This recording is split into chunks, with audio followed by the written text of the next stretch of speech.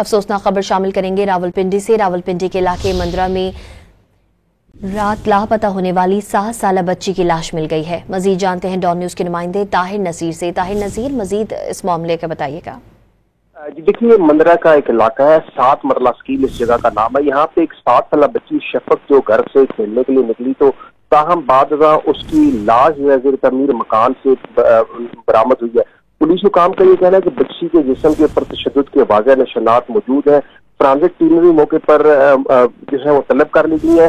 बच्ची को जिनसी ज्यादती के बाद कत्ल किया गया या कोई और वजह है, पोस्टमार्टम होने के बाद चीजें सामने आएंगी। जबकि बच्ची की लाश को पोस्टमार्टम के लिए THQ गुजर खान मुंतकिल किया गया और रात जो है तकरीबन 10 घंटे से ज्यादा का टाइम गुजर चुका। अभी तक डॉक्टर ने इस नन्ही बच्ची का पोस्टमार्टम नहीं किया और वालिदैन को यही कहा जा रहा है कि जो टीमें बाहर से आ रही है वही पोस्टमार्टम करेगी।